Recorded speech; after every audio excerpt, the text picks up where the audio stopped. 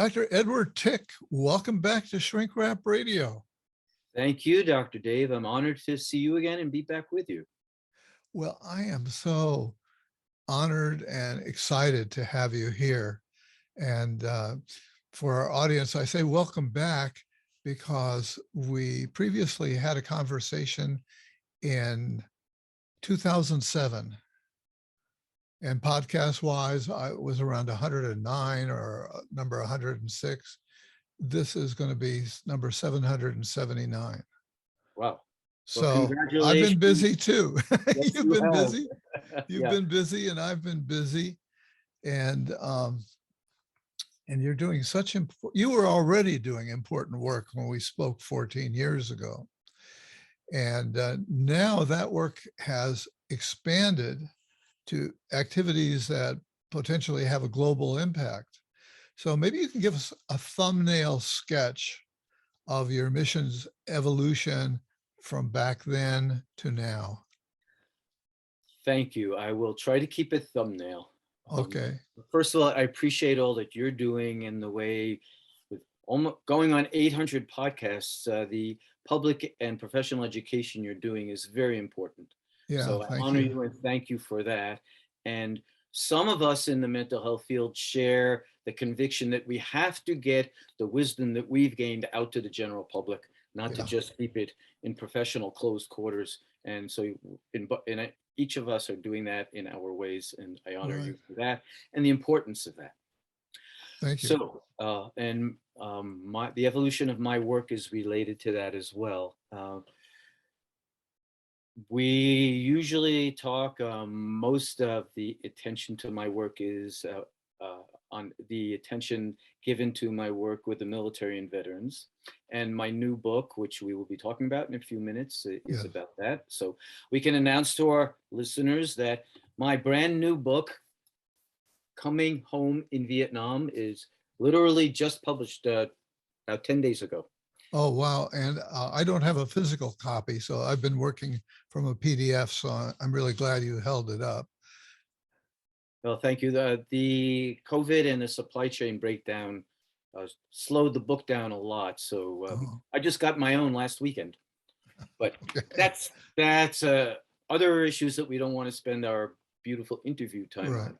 All right. So briefly, when we last spoke, my book, War in the Soul, had been out a few years. That came out in 2005. And at that time, and I continue to concentrate on seeking all of the most comprehensive and holistic practices for healing, resolving long-term chronic wartime post-traumatic stress disorder and moral injury. When we spoke in 2007, moral injury was not even a recognized topic yet. No. Or just beginning, but now it is well established, and my work certainly addresses that profoundly and directly.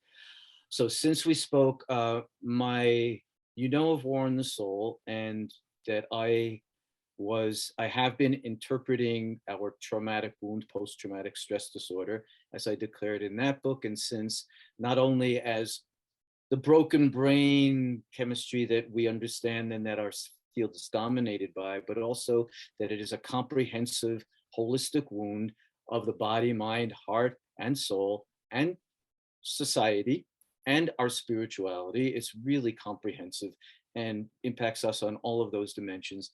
I presented that in War in the Soul, and also stated that we could translate the acronym PTSD to post-traumatic soul distress and post-traumatic social disorder.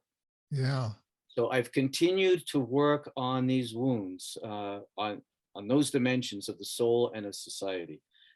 We have so many good colleagues in the mental health field working on trying to address trauma, mostly now through healing our broken brain. So I respect all of our colleagues doing that, and I'm looking at our violent and wartime traumas from these other angles of the archetypal spiritual dimensions and the social, historical, cultural dimensions. Yeah. All right. So briefly, I have a follow-up book to War in the Soul called Warriors Return, and that came out in 2014, where I expanded what I presented in War and the Souls to offer a full roadmap home for military and veteran returnees based not on the American way of doing things, but on worldwide warrior traditions and on using our archetypal models, Joseph Campbell's heroes model, Yeah, overlaying it with the military experience so right. that I actually present a full model of the warrior's heroic journey with the same stages that Campbell described of departure, initiation, and return, and showing all of the stages of the military journey from the civilian through military training and the deconstruction of the civilian identity, plunging people into the military and into their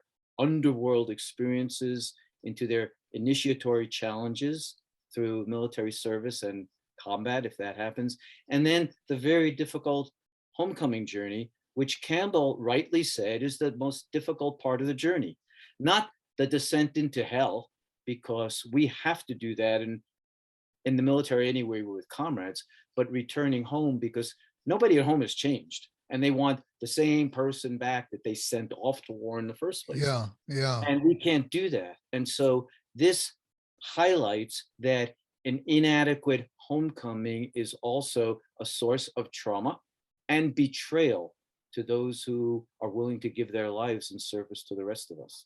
yeah, So my yeah. book, Warriors Return, fully traces that and presents models and experiences and rituals from other cultures and how to bring them into our culture and our psychological and mental health practices to deliver a full return journey, like reverse boot camps. How do we give the returned warriors a complete deconstruction? We don't take apart the warrior archetype, that has been awakened forever, but we retune it to positive dimensions of healing and lifelong service, and work to heal the moral injury and the other guilt and pain and stains and grief that the veterans are having.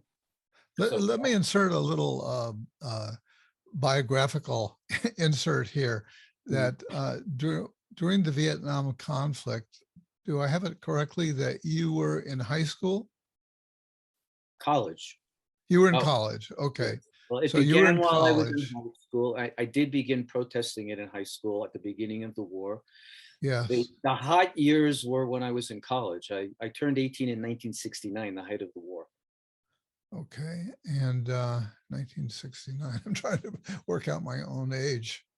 Uh, I was uh, I avoided going to Vietnam by being in graduate school and so in a PhD program at that point and being married and then having a child. That combined with the fact that I came out of a neighborhood that was in Los Angeles that was consisted mostly of poor blacks and and so I think that probably also helped, if anybody looked at the draft board and said, here's this guy who's on a good educational trajectory. I figured I was probably in good shape. And in fact, I never got called up, although it was definitely a source of anxiety the whole time. Mm, And and and and I've got stories of a couple of good friends in graduate school who are terrified of being drafted, were totally against it, morally, psychologically, spiritually, on every level, mhm, and determined not to get drafted. So they about drove themselves crazy in the process of preparing mhm. not to be drafted. So that's Yeah. more than I intended to say here, but the other important thing for people to understand is that you were never in the military. You were against from high school. You were against military service and war and all of that. And so your way of serving really has been this lifelong commitment to rescuing, helping those who did go. And so that's a little bit of an aside, but I think it Well, helps it's to, actually, thank you very much. And yeah, it's not an aside, and let me share why. Uh, we both understand and work with the concept of moral injury. And when some of our patients are suffering from it, we do our best to address their um, deep pain in their hearts and souls, their conscience. Okay. What you just shared is accurate for our entire generation and nation. The Vietnam War itself caused moral injury to the entire generation and the entire yeah, nation. Anytime a war is wrong, morally wrong, for money, for empire, for land, for any reasons whatsoever, except we're being attacked and our schools and our children are being bombed and killed, and there's no other choice but self-defense. That's the only time that taking up violence might not lead to moral injury. That's what the Vietnamese tell us, and we can get to that in a few moments. yeah, But over and over and over again in Vietnam, uh, the Vietnamese describe that they do not have moral injury because they were only defending their country. right. They also hate war. They've been invaded for 2,000 years, Yeah, nonstop. yeah, They hate war and they know it's long-term damage, and they actually profoundly respect America, even during the war which with is them. remarkable, just remarkable. Yeah. That's one of the major learnings of your work and of your taking, going to leap us ahead a little bit, that you were taking, initially you were working with returning Vietnam vets here in this country, and you were beginning to apply some of the archetypal wisdom, um, and from well, I'm thinking some rituals from Native Americans and Yes. so on, Mhm. and you reported in back then that you were having good success, and so somehow that work notched up to your saying, "Hey, let's go to Vietnam to gather some wounded vets under psychologically and probably physically wounded vets under your wings, so to speak, and to say, well, let's go there and see what we can find out and see if there's any healing there." So, Yes. So just to round out my story, you are correct that since I did not have to serve in the military and I was against the war, I embraced this task as a lifelong devotion, such that I could give my alternative service in this way. Uh, Unlike you, I had student deferment for 1 year when I was a freshman in college, and then if we remember, because the drafts were it was so controversial, because you're right, they were taking the poor and minority people, so the draft was done away with, and then we had the lottery system, which was even more insane and immoral. Anyway, so I lost my student deferment after 1 year, but then with the lottery system, I got a high number and I didn't have to do anything. And that was insane also, that some of my classmates left the country, some were off to Vietnam, some quit school because they had high numbers. They only wanted to be there for the student deferment. yeah, I can't So remember I, the lottery and if I had a high number or not. I may have. Go ahead. yeah. Yeah, So that was a moral injury to the generation and the nation as well. yeah, And for me, I was glad I didn't have to be in Vietnam. And I also wanted to give some form of alternative service. I had been applying for my conscientious objector plea, but then I didn't need that either. So I was still thinking, I'm a conscientious objector. I want to give service back. And so I finished my master's degree in psychology in 1975, the year the war ended.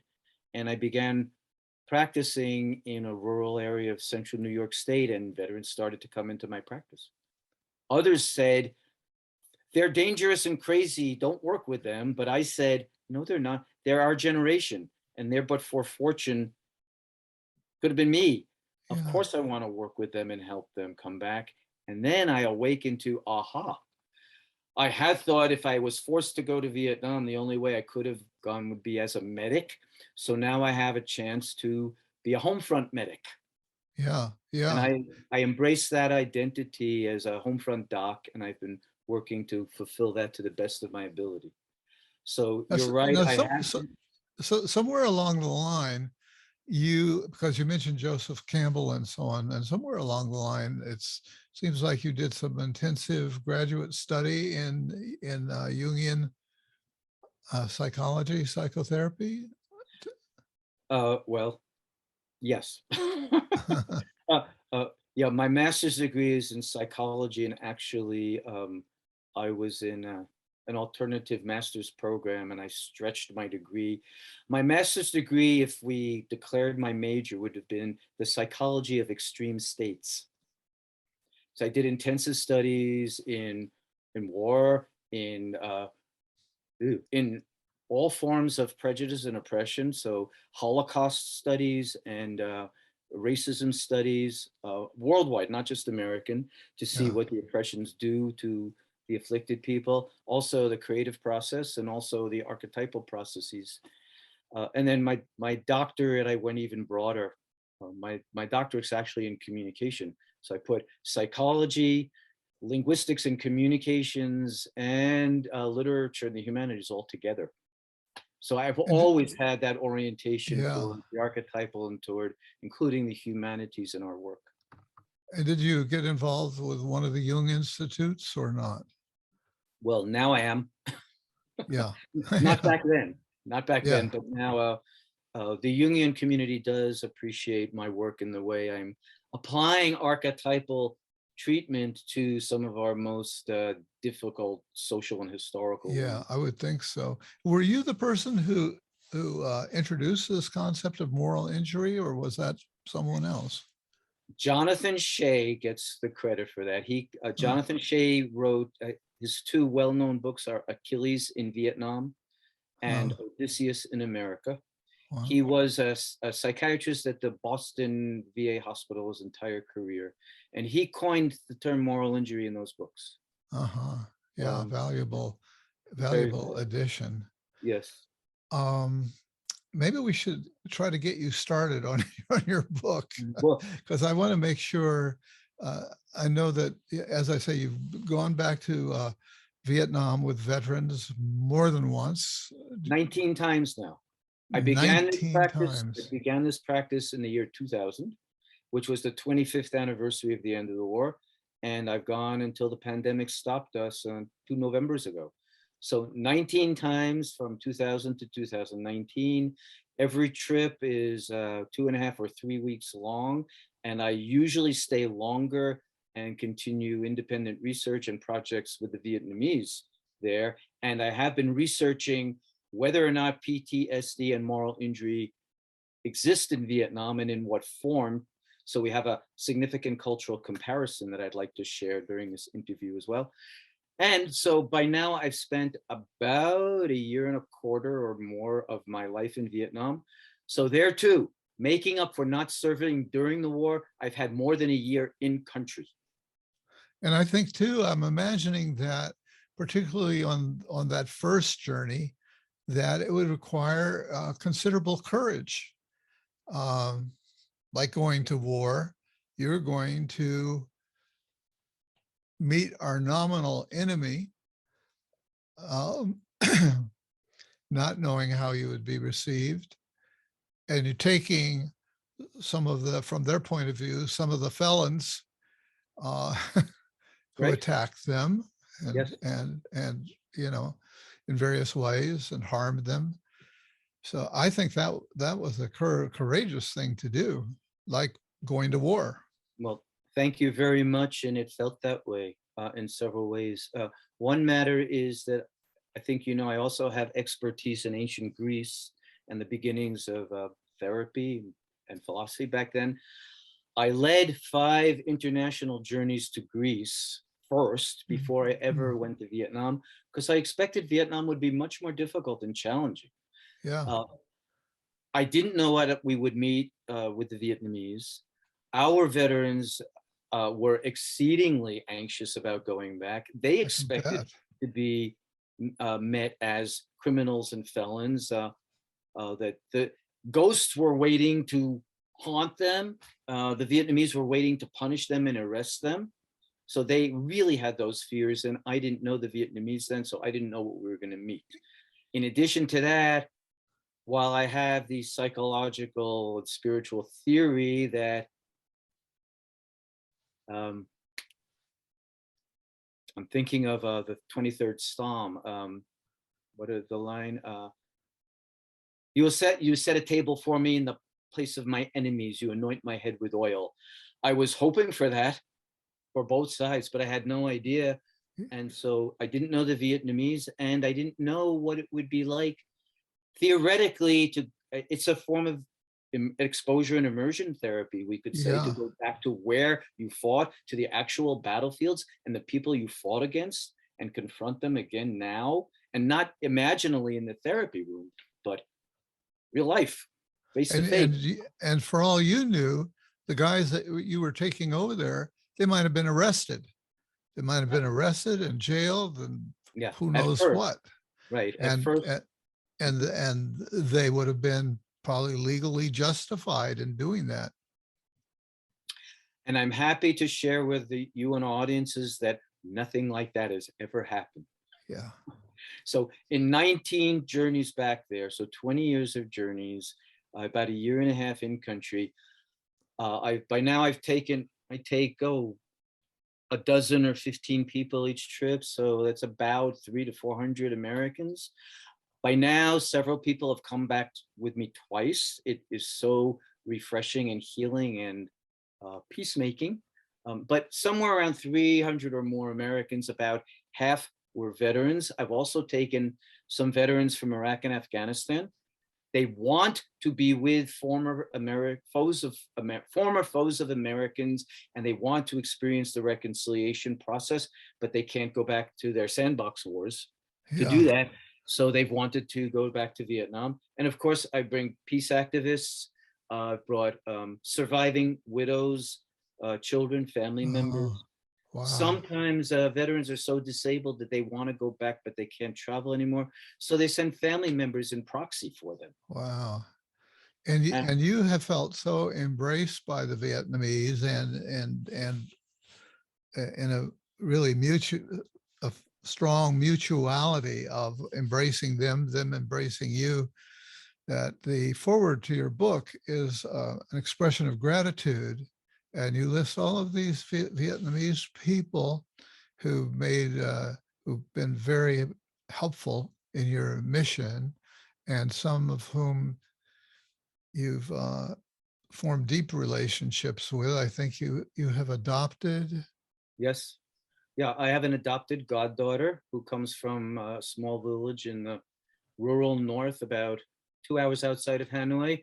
Uh, and not only have I visited that village and that region, but I've researched many of the villages in the surrounding area, because what they tell us is, well, in many of these villages, including my goddaughter's home village, I'm the first American they've ever met.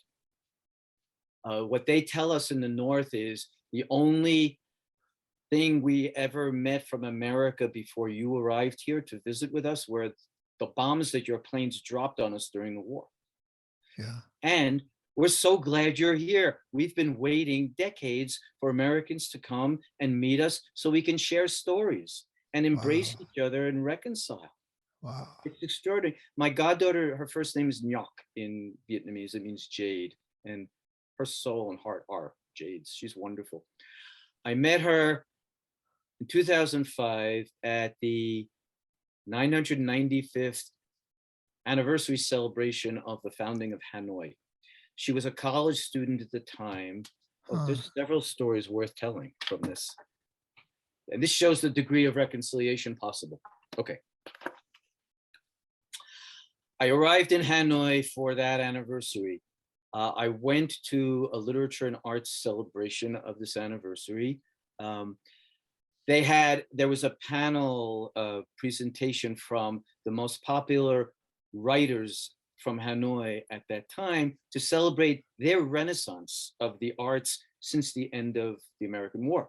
Mhm. So there was a panel with, I don't know, about 7 chairs, and all of them but one were filled. I met the president of the Writers Union, and we were talking about the event, and I shared why I was there. And, oh, you're the only American here? Well, we're really glad you showed up. So I said, well, where's your other writer? There's an empty chair there. Are we waiting for that writer? He said, no, that chair is for the missing American. You have had so much influence on our history that when we do these kinds of events, we leave a missing American chair. Now, here in the United States, we have the MIA chair. At many veteran events, we leave an MIA chair and a table setting for those who are missing or those who have fallen, who might be part of us. Well, the Vietnamese do that with us. We're so Wow. much a part of them. So my colleague said, we had no idea an American writer was going to show up. So please take the seat and talk to us and read to us during this presentation. Yes. Okay. Well, I did. And there's 2 stories to demonstrate the depth of connection that they're seeking and that's possible. One is that after the presentations, there was an hour for the Vietnamese people to meet their favorite writers. Nice. Right. So for a few minutes, nobody came up to the strange American. Uh-huh. But then about 20 or 30 college students came galloping up to me. And this sweet little girl was in the lead with hardly any English, but they asked to interview me for their college newspaper. As it turns out, well, that sweet little girl is now my goddaughter, but they were aching to meet Americans. They asked if we could make some special meetings between their group and our veterans, because they want to know American veterans. They want to know American veterans' stories. They've watched all of our Vietnam movies on the internet. Their most important English language lessons were listening to our 60s music on the internet. So they walk around singing "Where Have All the Flowers Gone" and old 60s songs. So literally, when we had meetings with our veterans and them, they surrounded our vets in a beautiful circle and held hands, and they sang that song to our veterans with tears streaming down everybody's faces. Yeah. Right? Okay. And they, at that time, they formed a friendships association between American war veterans and Vietnamese college students. Wow. All right. One more story from that event. One of my poems in this book is called "The Song of a Grieving Mother." It's really painful, but it's really true. One time on one of the journeys, one of our veterans said to me, I have a really sensitive question for you, and I don't want to ask it in front of anybody else. So we had a private conversation. He said, you're right, the Vietnamese are very kind, welcoming, forgiving people, and I'm receiving that. But I still think they're subhuman. They're less human than we are. Well, brother, what do you mean? Could you please explain that? He said, well, they really did use their children as living bombs and booby traps sometimes. And nobody who's fully human can do that. Okay.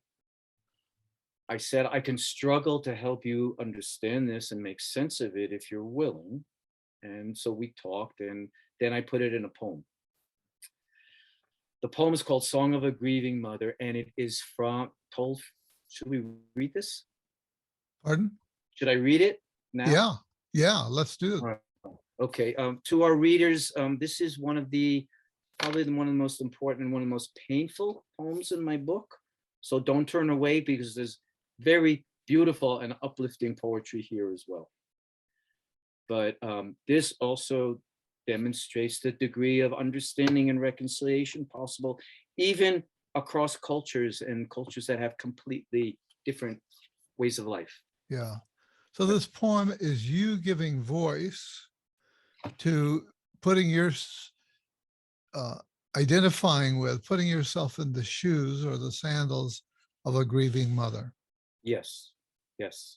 Actually putting myself, it's written in first person as if I'm the Vietnamese mother. Yes, yeah. And at the moment when she's explaining to her daughter why she's sending her off as a weapon.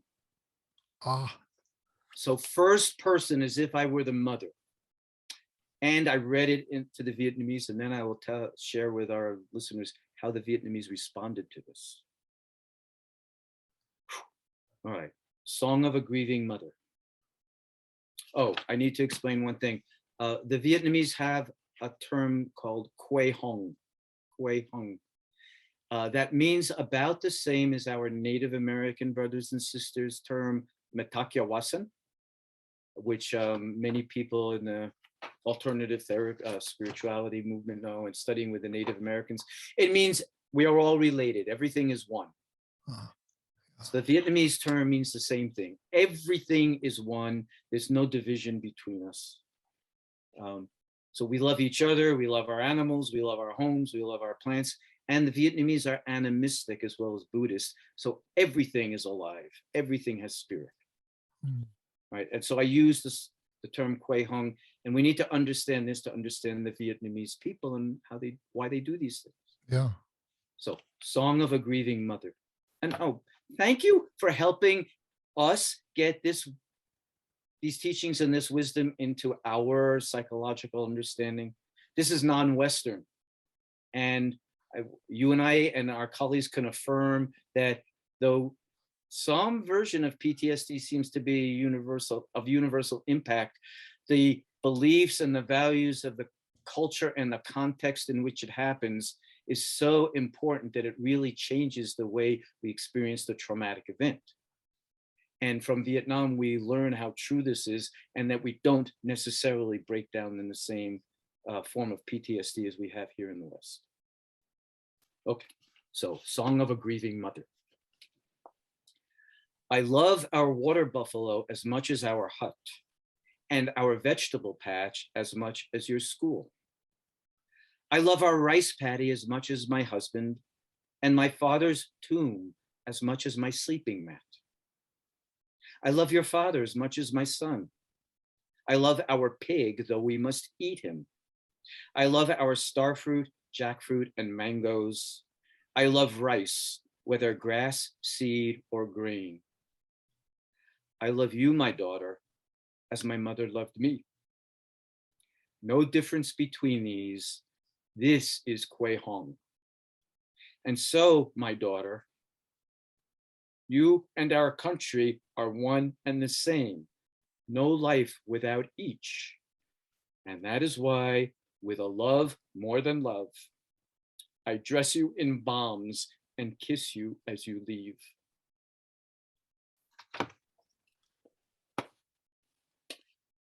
I wrote that originally to try to help our veteran understand how the Vietnamese could be extraordinarily loving and humanistic and spiritual and do these acts.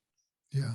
And when I read it at this event, the first time I read it in Vietnam, a woman about my age came up to me trembling and with tears in her eyes and said, "How did you know?"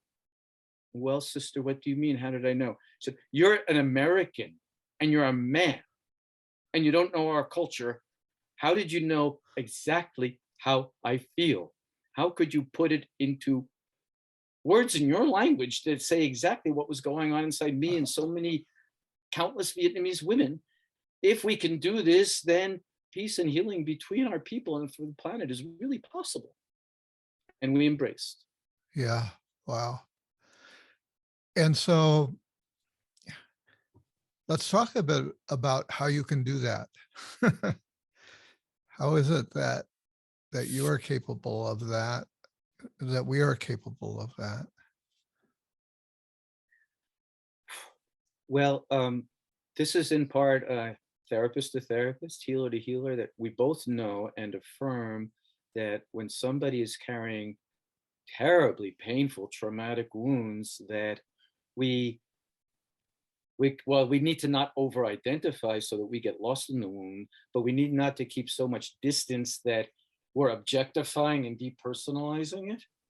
That the trauma survivors really need to experience us stepping into the ecology of the wound together with them and understanding it from inside, not imposing our interpretation from outside.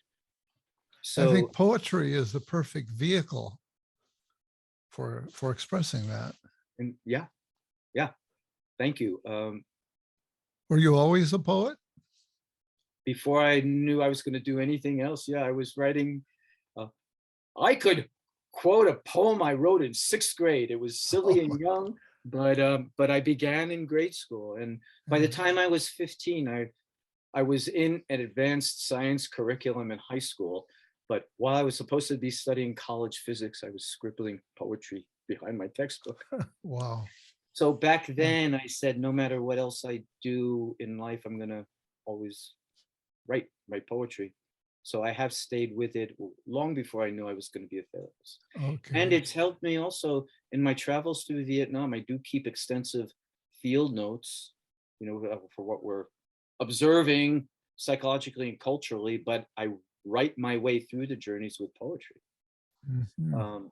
And it helps me stay in my heart, helps me meditate on the spiritual and cultural dimensions that we're seeing, helps me bring ideas together that are not so easy to express prosaically. Yeah. Yeah. So And so so, this so my this book is, it's a yeah, 20-year collection.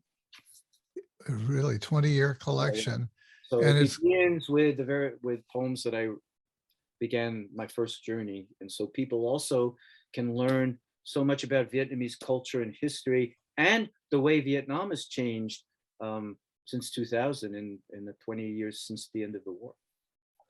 and the title is Coming Home in Vietnam, which could seem kind of paradoxical, right? So tell us about that title.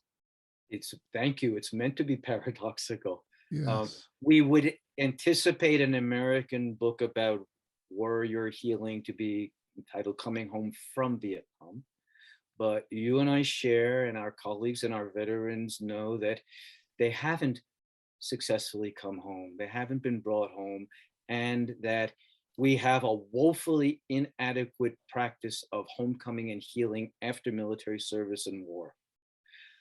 In Vietnam as well, the Vietnamese say, we to our veterans, we know of your suffering in the United States. We know you have this condition called post-traumatic stress disorder, and you've been suffering your whole life. We really don't have it here. We really have only love and respect and honor for you. And since they say these words, since you haven't been able to come home in America, please return to Vietnam and come home here. My goddaughter Nyok said to me, and then says to our groups, please keep bringing your veterans here so we can heal them with our love. Yeah. They have more love and respect and gratitude, and they want to hear the stories of American veterans more than Americans do. Far And in more some, than. yeah, and in some ways it sounds like for you, this was coming home. I mean, it's genuine, your experience of coming home to people who are full of so much love and forgiveness and spirituality that it feels like maybe the home that you didn't grow up in here. Very much, yeah. I do feel more loved and embraced by the common people in that culture when they know what we're doing than I do here. Yeah. No offense, but seems like, no offense, sorrow for our culture that we are so alienated from each other that we don't sit down and share stories, Yeah. really share stories, and that the different factions of our culture don't sit down to really understand and hear and heal each other. There's a beautiful African proverb that says, my enemy is someone whose stories I have not yet heard. Hmm. So let's sit down together, like from the neighborhood you grew up in. Let's sit down with everybody and share stories and see what we have in common. I do that as a therapist, and it's very natural for me as an activist as well to take our therapeutic principles and step out of the consulting room and use them in community. Here in America, to create talking circles and mutual programs and civilian veteran dialogues so people are hearing each other's stories and Yes. developing understanding and compassion. In Vietnam, that's natural because they've been doing it for thousands of years, because it's a communal and a Confucian and a Buddhist culture. So this is the way they live. Whereas we're so individualistic and alienated here that these acts, which should be natural, simple human acts, take great effort and courage, as you said earlier here. But in some other cultures, we can do them rather easily and naturally because it's what that culture is already doing. And let me say another matter. Again, as therapists, we can affirm that the values and attitudes people have going into a traumatic event profoundly shape the way that event impacts them. So two people can be in the same car accident, for example, and one person can walk away just a little shaken up and the other can be psychologically wrecked from it. Vietnam being a Buddhist and a Confucian culture, Buddhism teaches life is suffering. So trauma isn't wrong. Trauma isn't unfair. Trauma is some of life's inevitable suffering. Yeah. And so they have the attitude of inevitability, karma. It happens to everybody through the ages, and the acceptance of suffering, and not complaining about the suffering that we've been given, but embracing it as our spiritual path to master and evolve from it. Whereas here, we have so much individuality, entitlement, punishment, people's sense of universal individual justice that we think that traumas are wrong. They shouldn't be happening. Life was unfair to us. How dare it do it to us? There's none of that in the East. And what does the Confucian background add to the mix? Several matters. One thing is that we know that Vietnam is a communist country, and some people are still angry or mistrustful because of that. So one thing people should know is that they didn't want to be communist. Vietnam was our ally during World War II, fighting the Japanese. At the end of World War II, they thought they were going to be finally be free from being a French colony, but France wanted the colony back. The United States had the choice: support France in taking the colony back or support Vietnam in their independence. So we sided with France. And we paid 90% of the French war. And then when the French failed, then we went back in. So that's one piece. Confucian. But I'm sorry, right, Confucian. Yes, okay. So Confucianism is communalism. Confucianism teaches that everybody has a place in society, everybody has a proper role, and societies, well-organized societies, are fair and just and give everybody the place and the support and the duties and the roles and responsibilities they need. So Vietnam does that. Nobody is left out. So even Agent Orange victims who are profoundly disabled, we see them in public. We see them in stores. We might go into a store and an Agent Orange survivor with no arms is going to be at the cash register using a pencil to hit the keys, or they're being taught the traditional Vietnamese handicrafts. So they are practicing the arts and maintaining Vietnamese culture. Wow. And getting a way to live. And if we understand the philosophies, it was easy and natural for them to go from a 2,000-year-old Confucian culture where everybody is in part of the society, the commonweal, and everybody has their comfortable place to fit into the society. Oh, well, capitalism didn't work here and we've been abandoned by the West and they're at war with us. Communism works here because we're Confucian. It's almost the same. It's almost the same. It's a profound, complex social organization that includes everybody and gives each person enough to survive. So, they're Buddhist and they're Confucian. So Buddhism gives them the ability to spiritually cope with their traumas without blame or breakdown. Confucianism gives everybody a place to belong in the culture, including former enemies. Because Confucius said, pray for your enemies that all may be well for them, and that your enemies may, as quickly as possible, become your friends. So they do that. And Vietnamese are also animists. They believe everything is alive, everything in some sense has spirit. And so they're really devoted to their land and to their animals and to their homes and their schools, and work very hard to restore those and treat them spiritually as well. And then finally, they also practice what they call ancestor veneration, which also helps them heal from trauma.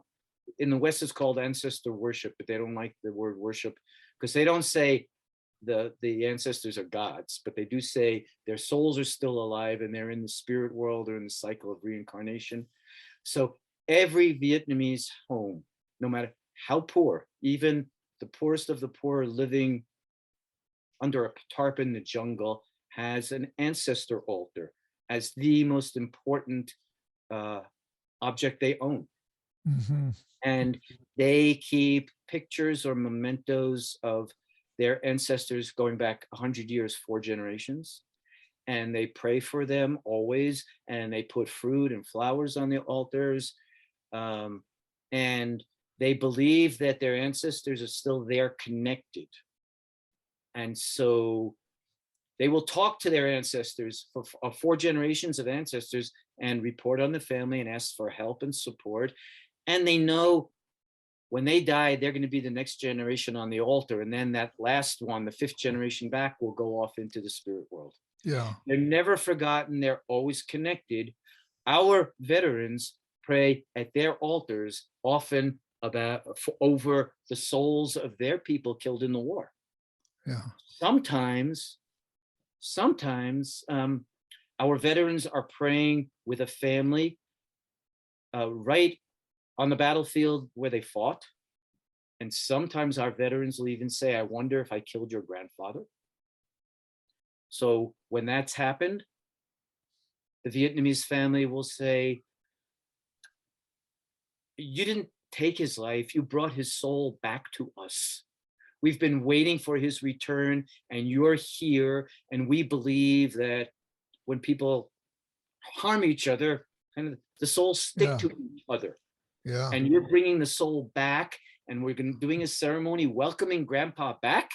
And from now on and forevermore, you are also our God grandfather. You're a member of this family because you've brought him back to us. Wow. Wow.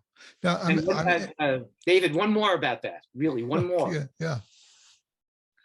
Some veterans who've been through this ceremony in Vietnam, and some veterans here in the States who won't go back, but who have been plagued by nightmares of the dead, have given me war souvenirs, artifacts that they took off dead bodies, and said, take it back, it doesn't belong to me.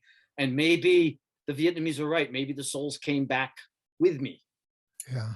So I've brought back artifacts to Vietnam, sometimes been able to return them to the villages where they were taken from, or to at least the war museum, so it could be returned to veterans and treated honorifically. Back in the States, the veterans have told me when we've done that, their nightmares ended. Yeah. Yeah. Yeah. Oh, yeah. Chick, what did you do in Vietnam? I haven't had a nightmare since you were there. And this is months later, and they're not coming back. This must be true, that somehow, whether it's psychologically that we wish it or spiritually that it really happens, it works when we're working with archetypal imagery and putting it back in its home with the human souls that it belongs to. It profoundly resolves our deep moral and spiritual conflict. It makes sense, at some kind of deep level. Yeah. As a little footnote, I was intrigued by your mention of Agent Orange, where that is kind of incorporated into their society, and where veterans here had difficulty having anybody listen to them and credit them as suffering from Agent Orange. And then later, in what you refer to as the Sandbox Wars, something very similar is going on. Right. Yes, we've got depleted uranium and and white phosphorus and other hideous Oh, chemicals and poisons that are being yeah. used now, and causing severe ongoing health crises in those regions, just like Agent Orange. Agent Orange is still a big problem in Vietnam. It's the one and only problem remaining from the war that the Vietnamese are really imploring for help from us. And also, let's include our veterans. American veterans are suffering from Agent Orange disabilities as well. Many have died or have significant diseases, and it does go through the generations. So children and grandchildren of veterans also. Oh, that's the part I was wondering about. Yeah. Okay. Yeah. Um, let me, if we have enough time, I have two really short Agent Orange poems to demonstrate this. Yeah. I wanted to encourage you to read some more poems, and I don't even know how far in we are, but we can. I haven't been watching either, my friend. This is Yeah. all too compelling. Um,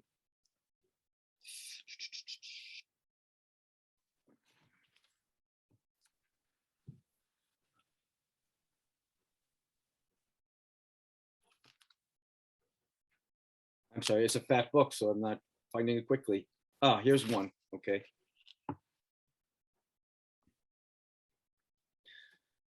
Well, this is the Vietnamese woman's testimony, and it's just 5 lines. It's very simple, but to the point. Though I have 2 grown children, I have never heard that single word that drips like honey on the heart. Mother. That's one. So the Agent Orange disabilities can be very, very, very severe there. But here's another one, and this is the Confucian perspective. Now, this is in my voice. This was fairly recently, and I was on a cane. So the first line is, this year I walk on 3 legs. I have a back disability, and so I was walking on 3 legs that year. But this is called Chung, and it's a short poem devoted to the singer of a band that was called the Agent Orange Victims Band. All adults in their 20s and 30s, all born with severe disabilities. This lead singer was in a wheelchair, and Scouts honor, he was about 2 feet tall. Full-grown man in his late 20s who will never grow that bigger, and he can sing, but he can't think and make sentences. And everybody in the band had a severe disability. Their pianist was born with no eyes. His face was flat down to his nose, but he learned to play the piano magnificently by ear. So, Agent Orange, Chung, for their lead singer. This year, I walk on 3 legs, but your legs are stumps and you cannot stand. My ears never stop ringing, but you cannot hear. My eyes are cloudy and squinting. Your face is smooth and empty where eyes should be. I cannot speak your language. You have none. But your voice, your song, the wind that blows through you resounds from your tiny twisted body, a great bronze prayer bell pealing dawn into our darkened world. Yeah. Magnificent. Yes. Now, I want to let people know that since we're in the season of giving, that this book that you've written, this book of poetry, would make a wonderful gift for anybody in your life who is soulful, has a sense of depth. This will meet them at a really deep level, and they will appreciate it, I think. Thank you very much. I second that. Right. But let's let our readers know that you don't have to have a personal connection to Vietnam or the Vietnam War to find value in this. There are so many wise and loving testimonies of human stories of healing and reconciliation, Right. and making friendship and real deep relations after pain and suffering. It Yeah. shows we can turn the negative into the positive. It shows that there's growth and transformation after trauma and pain and suffering. It teaches profound lessons about this culture that is so different from ours and really united in communalism and love and respect for each other. And it shows, as you said earlier when we opened, it really does have international implications, that we can heal post-traumatic stress disorder with much more comprehensive and loving practices. And we can make peace after war, and former foes can become profoundly respectful and loving friends afterwards. And this strange thing about karma. Well, the Vietnamese, our veterans, we very often meet with Buddhist monks and nuns, and we pray in their pagodas. And they're always very welcoming and really loving. So when our veterans will say to a Buddhist monk, "I'm sorry, I did terrible things during the war. I feel so bad," the monks will just smile and hug them and put prayer beads over their head and say, "Oh, my brother, if you feel like you made bad karma during the war 40 or 50 years ago, then all you have to do is make good karma now." Yeah. So here or at home, just Yeah. make good karma and love everybody and you'll be fine. They teach that the answers to our suffering are much easier if we have courage, if we open our hearts and minds and we have courage to walk in and not fear punishment, because actually we're punishing ourselves for what we do. Yes. It's not coming from the other. Yeah. And really, these people are only waiting to meet us and share stories and heal together with love and generosity. So it's a world model. And if we could, Really, what a gift that they exist on yes, this planet to provide us with this teaching, and with a real sort of concrete, this is the best of Buddhism in action. yes, You yes, know, it can feel like a nice, pretty story and so on, but to where the rubber meets the road, these people are really living these insights. yes, Yeah. yeah. So I feel really touched just by the sharing that you've done with us here today. And Thank you. yeah, so good to spend some time with you again. I really want to thank you for being my guest again on Shrink Wrap Radio. And hopefully we won't wait 14 years, but somewhere down the line, maybe we'll have a chance to speak Oh, my again. friend, if we have 14 years left, then that's a blessing, but give us the health and strength to do it. Yeah, really. I hope Really. to see you before another 14 years passes. Thank you. Yeah.